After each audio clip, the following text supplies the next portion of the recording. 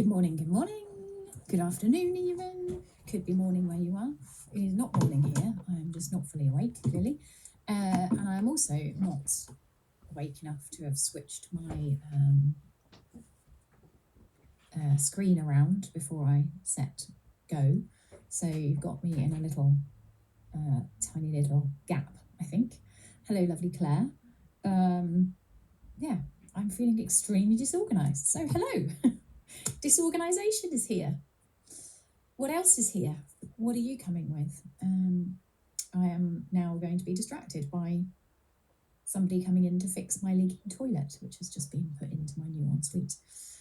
Brilliant. Okay, so this is a good start. Hello, lovely people. Oh, it looks fabulous on the phone. Well, thank you, Claire. I'm glad that it doesn't look very minute. I'm just giving you the real deal of how it is right here, right now, for me, in my experience on this little tiny planet. I'm going to stick my headphones in so I don't get distracted by said plumber and said dog who is now barking at said plumber. And I'm here. Hopefully you can hear me with my headphones in. It should maybe make a difference to the sound quality as well. So that could be a bonus for you guys. Anyway, how is everybody this morning? What are you showing up with? As I have gifted to you, I am showing up with a sense of disorganisation. Hi. And distraction. What is here for you guys right now? If you are to just tune in and be truthful, I guess, about what's here. What is here? What's here for you? When you just check in with yourself, pop something in the comments if you like. I do love these sessions to be interactive. I find it peculiar, as you know, if you've come to any of my sessions, I always go on about it. I find it strange to not have an interaction directly with people because I'm a coach and I work generally one-to-one with people or in groups. And so I get to have a conversation, and this is a one-way thing, so it's very strange. Sarah is relaxed. That's nice to come with today. Kathy, a bit of overwhelm, too much to do. Good to notice. I think bringing awareness to what's here is just super helpful sometimes, because otherwise we're just in it, right? We're in like the soup of whatever emotions, whatever thoughts, whatever experiences, we're just kind of in it, and it's in it, and then it's our reality. And to just have that moment to just stop, which I hope this offers to you, a moment just to stop and notice what's here, because the noticing is essentially where it can all then dissipate, I guess. Then it all disappears. So that little bit of space from what might feel very close, that little bit of distance can enable something different to be seen, I guess. Anything else that anyone is noticing that is here right now? It might be a busy mind, it might be a busy street, it might be a sense of peace, it might be a feeling of cold, it might be a feeling of hunger. It's 12 here, or maybe it's breakfast time or dinner time or whatever for wherever you are in the world. Just take a moment to notice what's here for you now, and if you want to share that in the comments, then that would be lovely. We're a little group today, which is interesting. Last week there was over 100 people. Today there are 12, so we are the perfect number. I always trust that we have the exact people present that are meant to be here, that have something to hear or whatever. So where in the world are you? I know where Claire is. I can see little bouncing icons, but I don't recognise any of the bouncing icons. And some of you have got beautiful images of places, but I don't know where those places might be. If you want to share in the comments whereabouts in the world you are, it's always lovely. And if you've been before to one of these sessions, If you were here last week when we were exploring, when it was kind of the first of this series, I guess, of being curious about life, and we were exploring whether, we were exploring how thoughts create reality, or beliefs create. But what if what you believe isn't actually true? And so we were unpicking beliefs a little bit, or taking a look at those. So if you were here and anything came up over the week around that, then that would have been, I would love to hear anything that came up about that. Let's see what. Laura is here. Hi, Laura. First timer from Virginia. Fabulous. Lovely to have you. And you've got a very beautiful scene there. I wonder if that's somewhere near where you live. I have no idea what Virginia is like. Never been. Claire says, been many times because it's lovely to listen to you. Oh, thank you, Claire. And hi, Bruce. I'm sure you're having your lunch together, which is what you normally do at this time, I think. And Kathy saying hi to Claire. I love it that there's people that know each other from within the app. It's really cool. Nancy says her dog has woken me up at 4:30. Oh my word, too early. Yes, in San Diego. I think you've been before though, Nancy, haven't you? Maybe I've done a different time, but 4:30 a.m. is way too early, naughty dog. Lovely to have you, and lovely to hear that you're feeling good. How amazing is that? Because the narrative could be, oh my god, it's 4:30, the dog's woken me up. How wonderful to just notice that actually it's 4:30 in the morning and you're feeling good. I like that. Adira is saying good evening. First time from Pakistan. Oh, you're so welcome. Thank you for coming. How wonderful. I don't think I've ever had anyone from Pakistan before, so that is very exciting for me. Laura says the picture is of the pond behind your house. Wow, I wish I could see a proper picture of it. It's so tiny, but oh my word, it looks beautiful. Goodness me, that's a painting opportunity in my books. In fact, it looks like a painting. That would be a painting if I lived there. Marina, hello everybody. Glad to be here. Glad that you're here, Marina. Really lovely to have you. And we've got Sarah from Western Australia. Fabulous evening over there.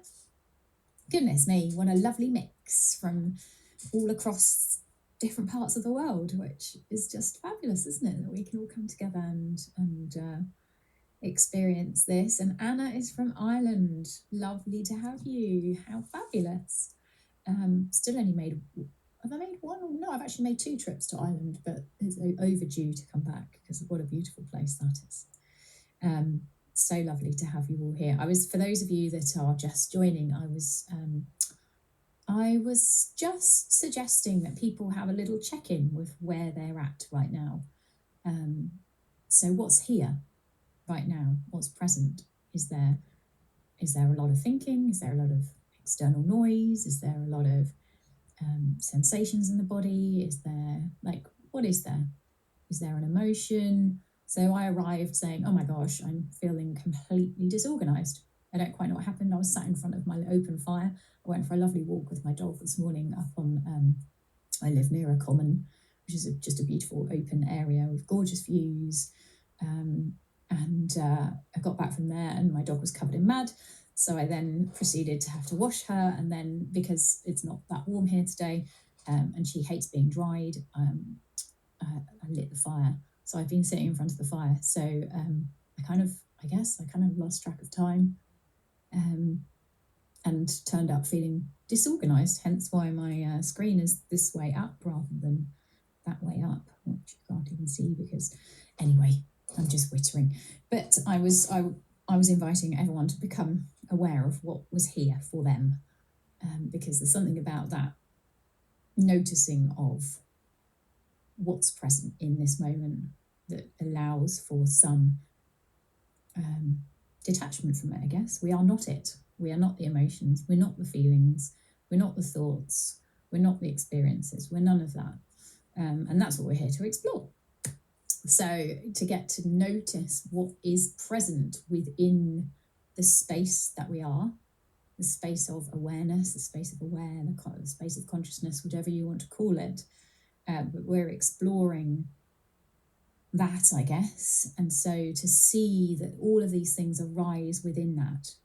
So the body arises when I look down, there's a body that's arising within the space of being aware.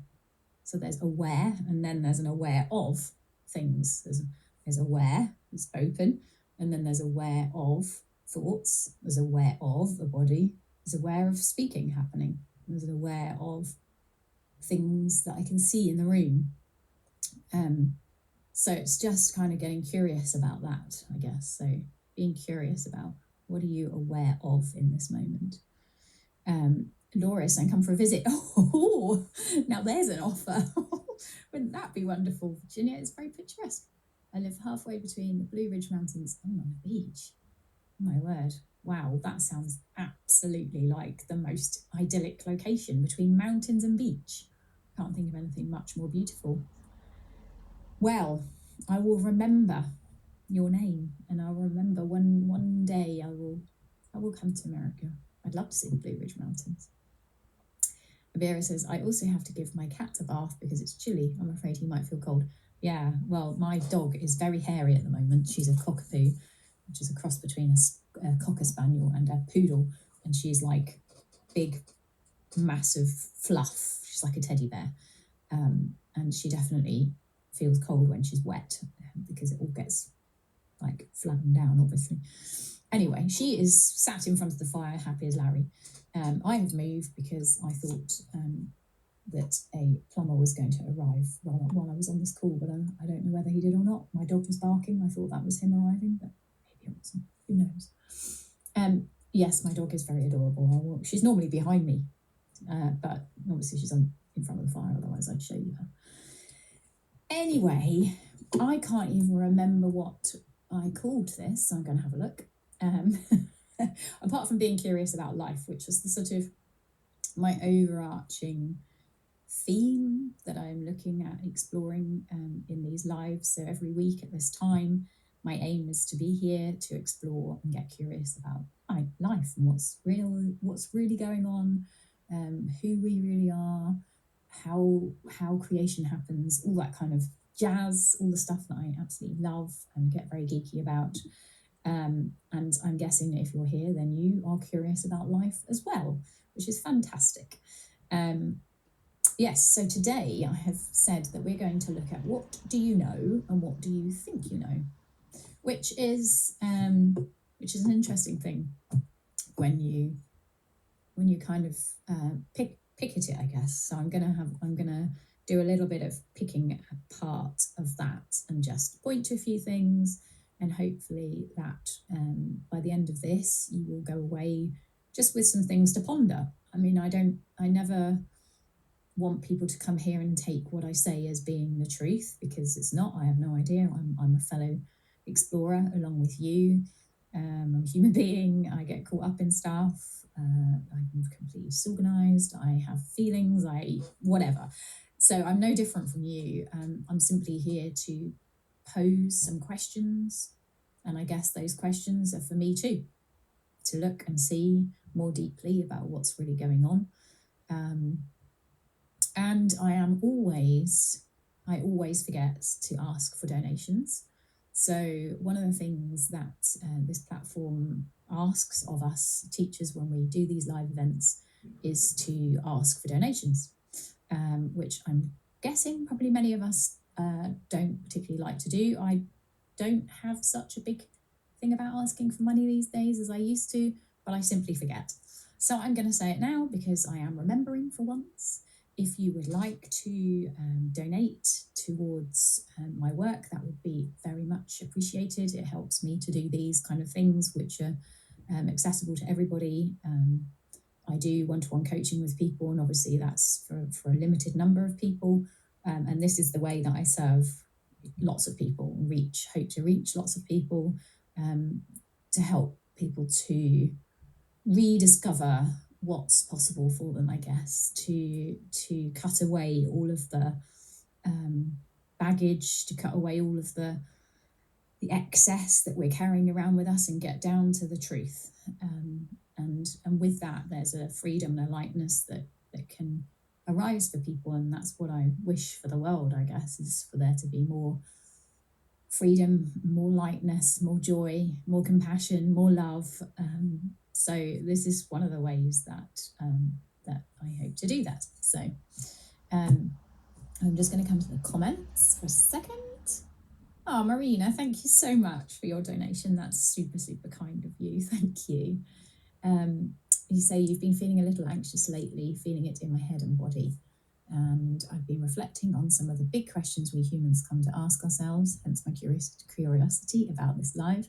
I'm very grateful as I feel pretty connected collectively, as I know I'm not alone with this. For sure. Yeah. And how wonderful it is to feel. So you say you've been feeling a little anxious lately. So what is it that knows of that? And this is where it gets really interesting, because there's a knowing of that anxiety. There's a knowing of the sensations in the body. There's a knowing of a body. And so that's the direction that we're looking in, I guess, is to become curious about what is it that knows that there's this anxiety here. Because in and of itself, this thing called anxiety, which has been labelled by a mind that has a really brilliant way of labelling everything. So a sensation arises in the body and it's labelled by the mind as anxiety. And then on top of that is a whole heap of extra stuff about what that means, about it not being good or it being good, if it's something else, or if it being bad or whatever. In and of itself, there's a sensation that is arising within the space of aware, that which we are, our true nature. And so when we look at it like that, or when we become curious about these things that we label as good or bad, or give a name like anxiety, is to get curious about, well, what is this thing called anxiety? Because until we get curious about it, it's sort of, we're just in it. We're in the story of it. We're in like, oh my God, I feel anxious. This isn't good. There must be something wrong. What do I need to do? What can I do about it? How can I change it? For all of us, that's the sort of spiral that ends up happening. But there's something about the noticing of noticing that there's anxiety present. Like, what is that that's noticing? How do I know? What is it that knows?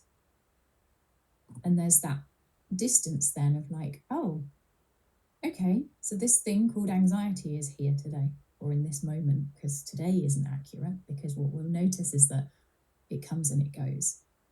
So the mind will say, I'm anxious, as a blanket statement. I'm anxious, and today I'm anxious, or for the last week I've been anxious.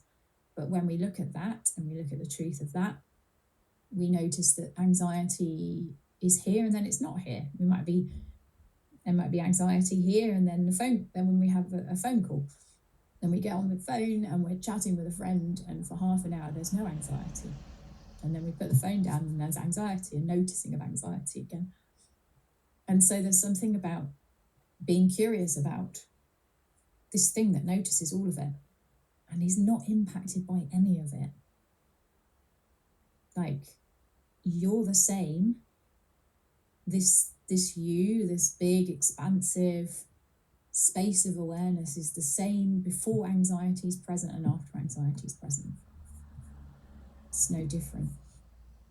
And to get curious about that is to be free. So I love that you're here, Marina, and hopefully there's something about that coming back and noticing. Emma is saying, how do we know when to let go of a relationship when we still love the person, but our instinct is saying it's not healthy and the other person is consumed with their mental low state? So you want to stay, as you know, it'll pass, but it's difficult. And then Marina is saying, Emma, that's such a great question. You're not alone. It's very difficult. I'm going through something similar. Yeah, you're definitely not alone. Sorry, I have got the tail end of some weird virus, so my nose is a bit runny. How do we know when to let go of a relationship when we still love the person, but our instinct is saying it's not healthy and the other person is consumed with their mental low state? Well, what I would say in that is what's happening. Like, presumably you're in the relationship, so you're staying. And there's something about this, like, the mind is kind of constantly like, well, should I do this? Should I do that? Where should I, maybe I should leave. Maybe this isn't a good thing. And my instinct's saying this, but I'm still here. And like, what I would say to that is that's all mental noise. That's all conditioned thought. That's all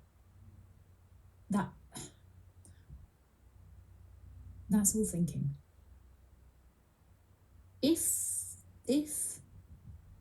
If there was a knowing to leave, leaving would be happening, is how I see it. It's a bit like if you think about people who you may have had an accident yourself, people who have experienced being in an accident. Let's say there's a car accident, and there is no thought in that moment to remove oneself from the car. Moving out of the car happens. And I would say get curious about that. Is all of this thought that's happening, is that necessary for actions to happen? Do we need to think to be able to breathe? Do we need to think to be able to speak? Do we need to think to be able to digest our food?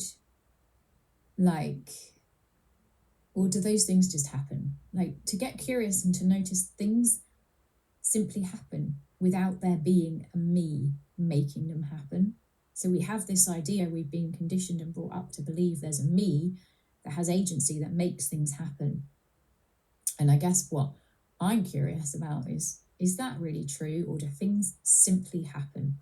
Is this form simply an expression of the intelligence of life? And there's no separation. It is the intelligence of life. Not that it's filled with the intelligence of life, or that I can access the intelligence of life, but I am the intelligence of life. And I had an experience, I don't know, it was maybe a couple of years ago, where I was on a walk with my dog, and I came across another dog owner, and I could see she seemed to be distressed. She was with her dog, and I couldn't work out whether something was going on. She was just upset. She was on the phone or something. I didn't know what was going on. As I got closer, I could see that there was definitely a bit of fluff that just flew up there. That's weird because it didn't exist in front of me. Anyway, as I got closer, I could tell that there was something wrong. She was holding her dog, and there was definitely something wrong. And I ran over, and something else took over. Like, this dog had basically eaten an apple. We were near an orchard. It had eaten an apple, and the apple was stuck in his throat and he couldn't breathe. And I didn't know what to do. I mean, like, who does first aid for dogs? Like, who does a course on first aid for dogs? I mean, we probably all should if we own a dog, but let's be serious. Like, well, I never had anyway. I didn't know what to do. And the me that thinks it's separate didn't know what to do. But there was a doing, like a picking up of the dog, a shaking of the dog upside down, like a rubbing of its throat, and then the apple came out and like managed to, gravity obviously like pulled it out because I stuck it upside down. So that for me, that was like, there was no thought there. So I guess what I'm pointing to here is, when you know, like, there isn't a should I do this or should I do that? Even the idea, what did you say? That your instinct is saying it's not healthy. Like, even that's a thought. if it's not healthy, if there's a knowing, then there'll be movement. And I think that the more that we see that's true, then we can see that the rest of it is just thinking. Without all of that thinking, then what? So, without all of the thinking about this other person being consumed in their low mental state, whether you should stay, whether you should go, without any of that, then what? What makes sense is what I would point you towards. And I wish you so much strength with that, because it's not an easy thing to untangle the mind and to see what's being made up and what's true. But it's being willing to be curious. And I can get into crazy ideas in my head of like, oh yeah, my husband's so annoying and maybe I'll be better without him and blah blah blah blah, like just I can get consumed with all that. Maybe I should go, maybe you should stay, maybe this, maybe that, blah blah blah blah blah. And there's a staying. No, there's a knowing to stay, and there's all the kind of reasons why not, or whatever. They come up every now and again and they go away, but there's a seeing of like, oh, I see, there's all this thinking about all the things that he does or doesn't do or should do or whatever. There's all of that just passing through this space of aware, unimpacted by any of it. And I think I have to act on some of it. And I know, thankfully now I know that, no, I don't need to. That feels horrible. Like when I'm thinking all that stuff, there's a feeling that comes with it that's horrible. Like it feels restricted and it feels urgent and it feels like I need to do something. And all of that, we have been led to believe, are signs to do something. Like if something feels bad, then we need to fix it. We need to sort it out. Well, what I'm offering up is that when something feels bad, we need to move well away.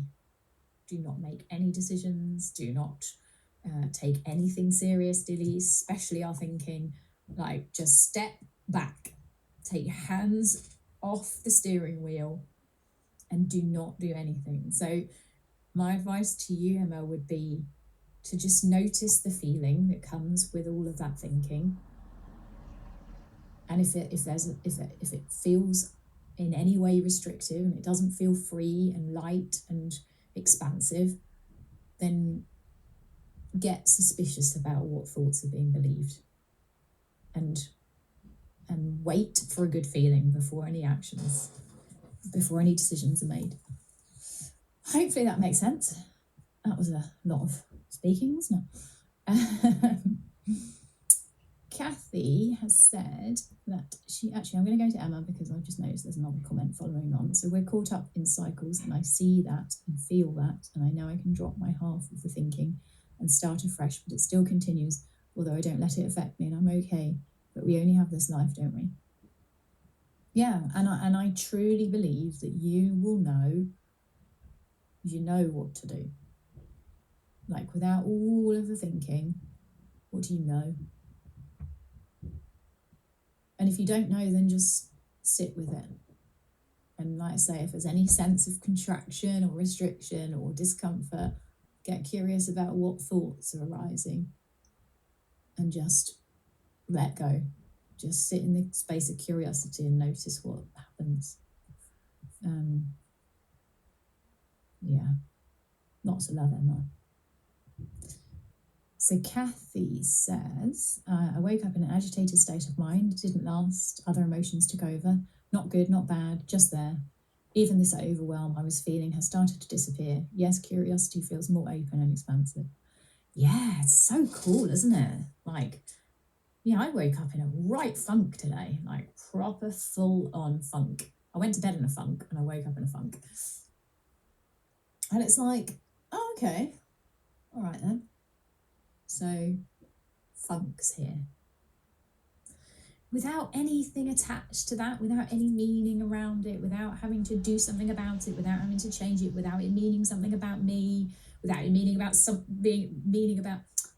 without it meaning something about something in the apparent world or someone, then there's just funk. Okay. in the same way that there's sun or there's clouds or there's storms or there's wind or there's hail or there's snow, or like, okay, that's what's here right now in this moment. And as you say, Kathy, getting curious and noticing that, oh, okay, so there was woke up with an agitated state of mind, and then other emotions came in, and now the overwhelm was here, and even that's now kind of disappearing. And it's like, yeah, because like thoughts, emotions and feelings, they just come and they go. Like the weather, it comes and it goes, and there's no reason to it. It's just here and it's not here.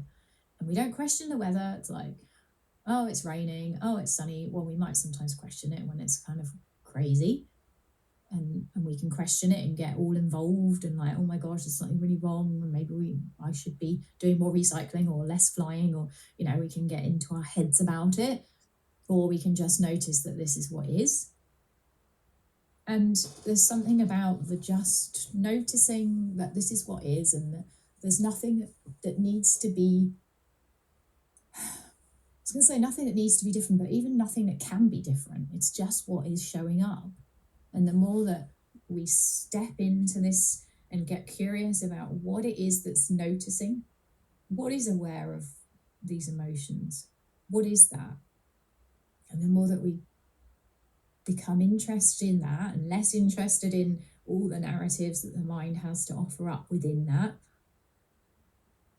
then there's just a constant parade of emotions and thoughts and experiences, none good, none bad, like you pointed to, just marching through awareness, if you like, just here and then not here. And the moment we get involved in like I need to change it or do something about it, then it's like the super glue or the magnet that just like magnetizes more thinking, more feeling to it, and kind of glues that in place for a little longer. Not that it can have, no emotions ever stay, right? Not like whether they're good or bad, they never stay. And noticing that's quite cool as well. Everything comes and goes. Literally everything comes and goes, including this form, right? Including all forms. All forms come and go. Everything comes from nothing into something and then goes back into nothing. And there's something about just getting curious about that and seeing. I think that's been really helpful for me anyway.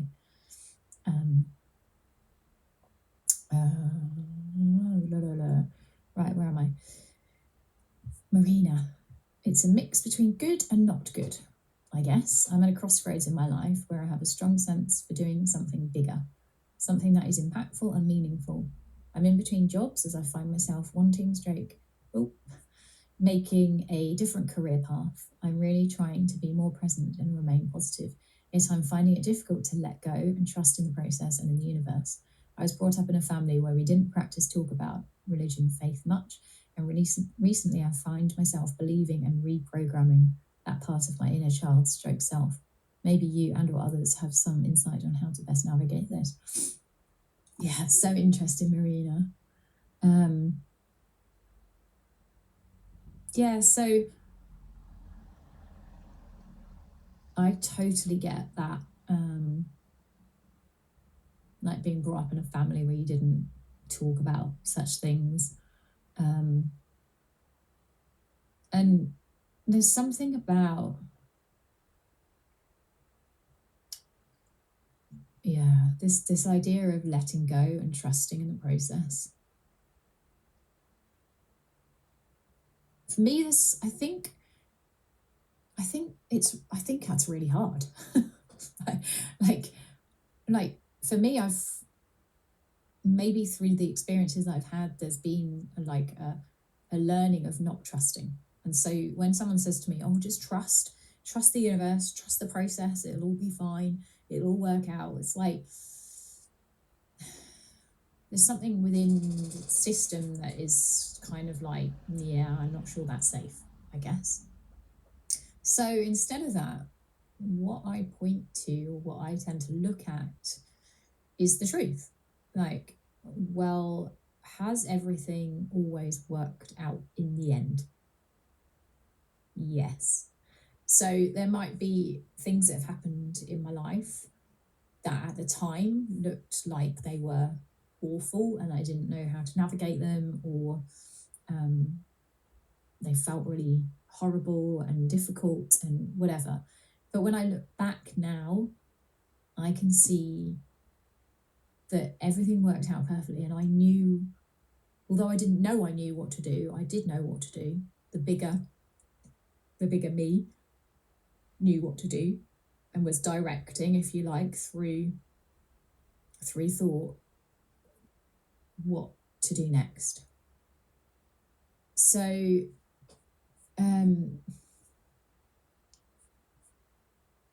yeah, there's something for me about looking, not trusting, but actually looking at what's true, what has been true up until this point. And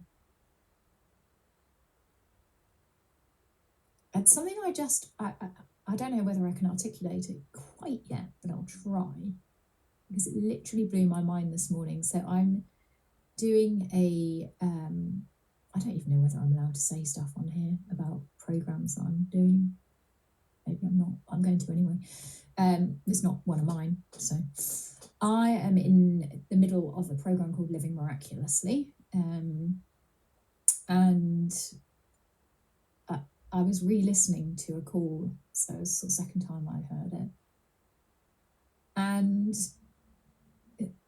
he was talking about creation.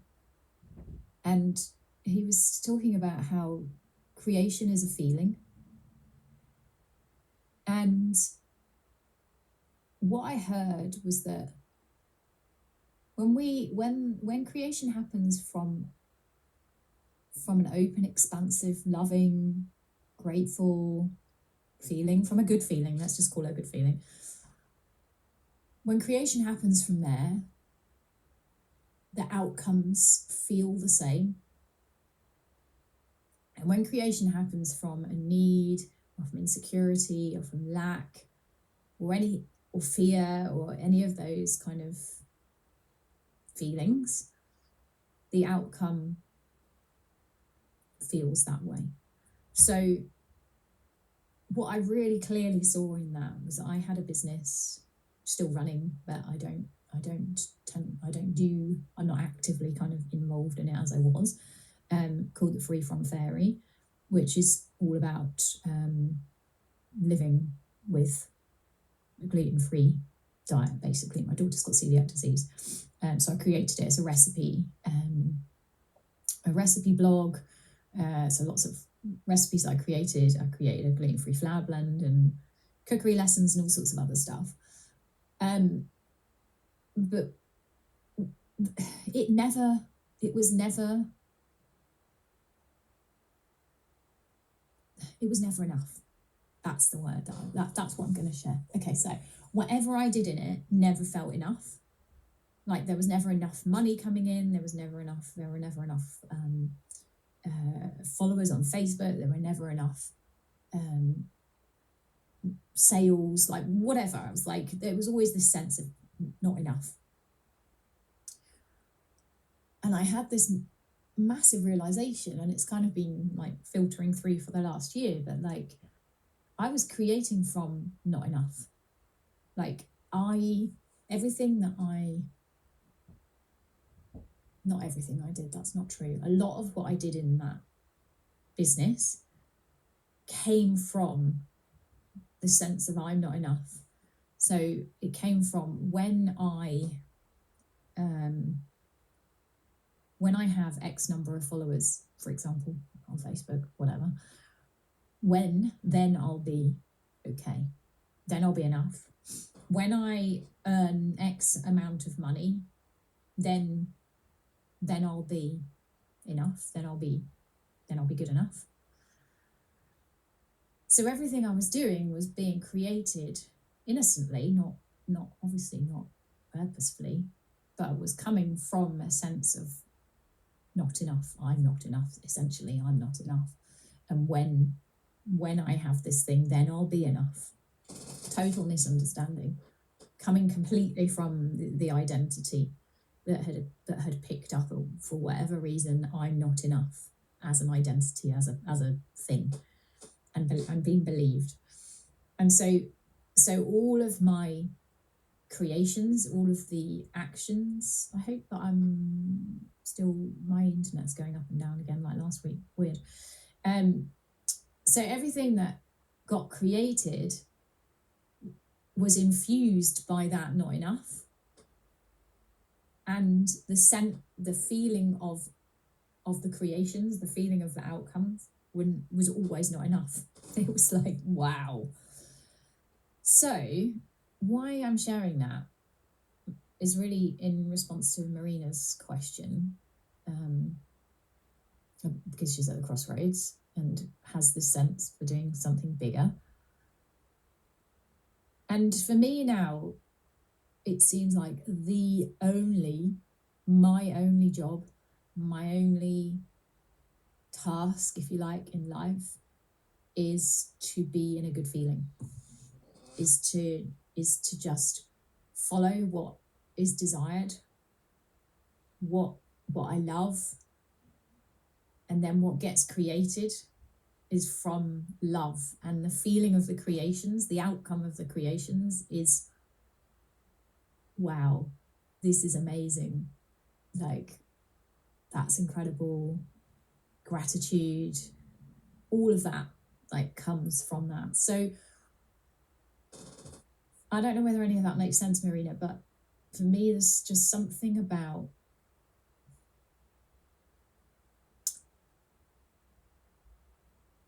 allowing the next step to unfold, not forcing the next step to unfold, but just there's this desire in you for something bigger, and maybe you don't know what that is yet, and that's okay.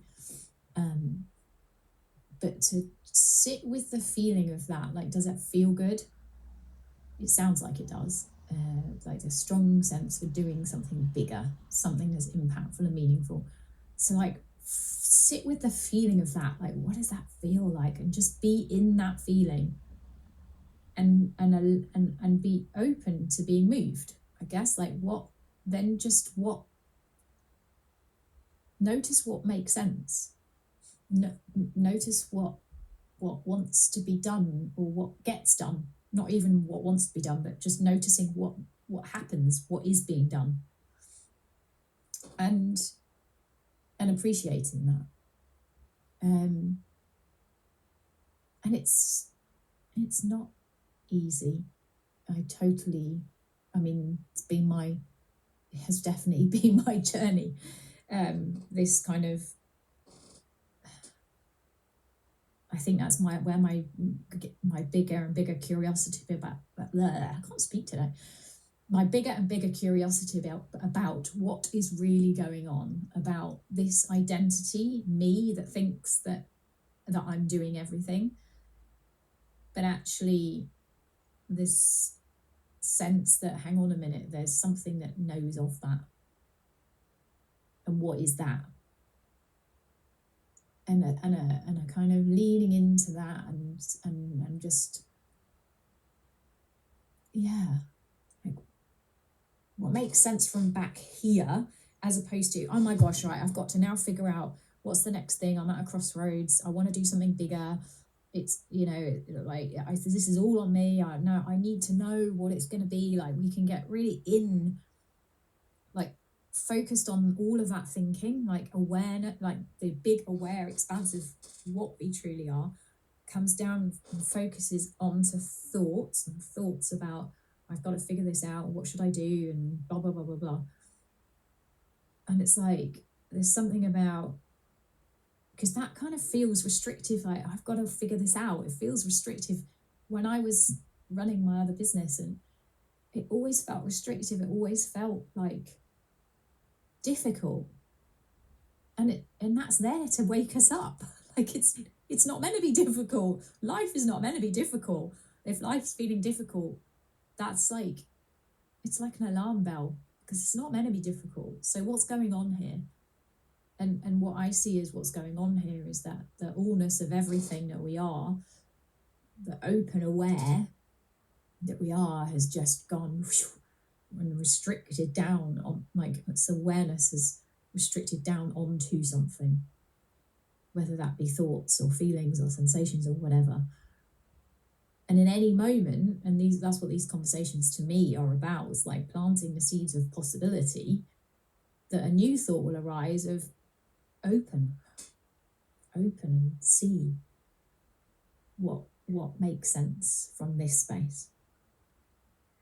So I don't know whether that helps. Oh, Marina, you're saying that was beautiful. It gave me goosebumps. Oh, good. You said everything's so beautiful. Yeah, I really can't speak beautifully, and it really resonated and was super helpful and inspirational. I'm so grateful to the purpose. Oh, well, I'm so glad. Thank you, Marina. See, you were meant to be here, and I can trust that whoever is here will hear what they need to hear, or not. Anyway, beautiful. Amazing question. I'm conscious of the time. I said I was only going to be 45 minutes, so I'm just going to read through these comments, and then I'm going to be back next week. So if you've got some things that come up, I will be here at this time next week, so bring them along, and we'll carry on this exploration, which is an endless exploration. It's just so beautiful. Kathy is saying she knows what you mean about crossroads, going through it myself. It's hard to navigate as I'm in the thick of it in the moment. I'm aware of the stories going round in my head shouting their bad advice, but I know, skipping up, but I know what I need to do, and I trust that the universe has my back. Not sure if that helps, just speaking out loud. That's beautiful, Kathy. Yeah, it's just that awareness, isn't it? Aware of the stories going around in the head shouting their bad advice, and like that's here, and then in any moment, what else is here? Because there's all these stories, and there's all kinds of other stuff that's right here too, like whether that's sounds or sights, or that awareness can expand and contract all the time. Self-compassion helps me too. It's all new to me. Yeah, self-compassion. Yeah, just kindness. Yeah, that's a really beautiful thing. Claire says, I think for me, it's even trusting myself. And what if there isn't one, is what I would say to that.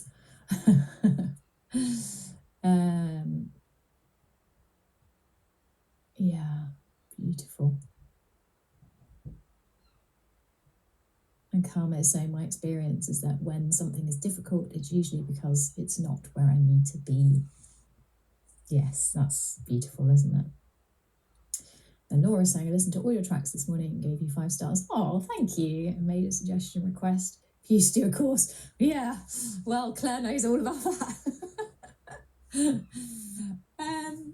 Yes, a course is a very interesting thing. So a course has been thought about for a long time. And it is not arising. And I think what's interesting is that there's a lot of ideas about shoulds, like I should create a course. I mean, this has been going on for like 5 years. I have got a free course off the platform, but that is the only course I've ever created. And since then, there's been this should create a course, would make sense to make a course, why don't you make a course, blah, blah, blah, blah, blah. And no course. And so just to me, that's just an example of mind activity, like shoulds, versus inspired action, doing things that just happen, and it's not happening. And so I'm not pushing it. I'm curious about why it's not happening, but at the same time, it's not happening. So it may happen at some point, Laura. Who knows? There may just arise. Might just arise that a course wants to be written today, and it gets written. But right now, it would be me making that happen, me pushing that. as a thing that I think I should do or that would be useful. And so I'm not following that because that doesn't feel inspired, doesn't feel free, it doesn't feel light. So what an amazing group of lovely people, and we hit 100 meditators. How incredible is that? That's just blown my mind. And like I say, my whole hope is to reach as many people as possible in, as whatever ways make sense, and this is one of the ways that makes sense right now, to help people unravel all of the baggage and get down to the pure simplicity of life and what's happening, and for us all to create from that expanded, expansive, loving, compassionate, joyful place. So yeah, thank you so much for being here. Laura's saying, don't force the course, I'm a poet and didn't know it. You are indeed. It's been a joy having you here. Thank you so much. And like I say, if you want to carry on this curiosity for life, then I will be here next week at the same time. Until then, lots of love. Bye.